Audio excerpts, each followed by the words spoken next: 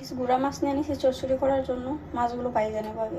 ফাঁকে মরিচের গুঁড়ো, হলুদ গুঁড়ো, লবণ। ফ্রাই প্যান বসে দিয়েছি, ফ্রাই প্যানে তেল দিয়ে দেবো। মাছগুলো হালকা করে একটু ভাজে নেব।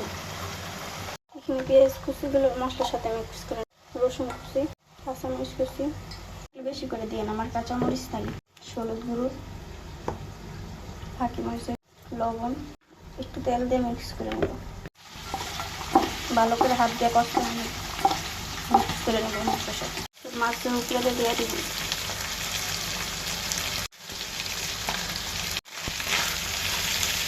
মাছের সাথে মিক্স করে নেব।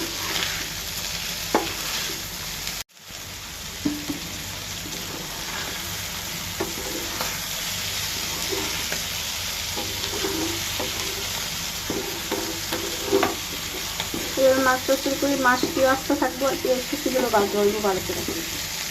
মাছ চচ্চড়ি হয়ে গেছে, এবার সজের পাতা দিয়ে নামাই নিব।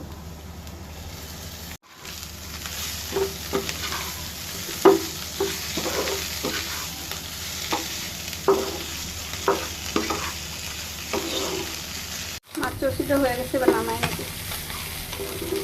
আমার ছোটো মাছ চচ্চড়ি হয়ে গেছে, নামাই নিচ্ছি। তো আপনারাও ছোটো মাছ চচ্চড়ি করে খাইয়ে দেখেন। মাছগুলো কি আস্তে আস্তে রয়েছে, একটা খাইয়ে দিই। মজা হয়েছে, এবার চচ্চড়ি করে খাইয়ে দেখেন।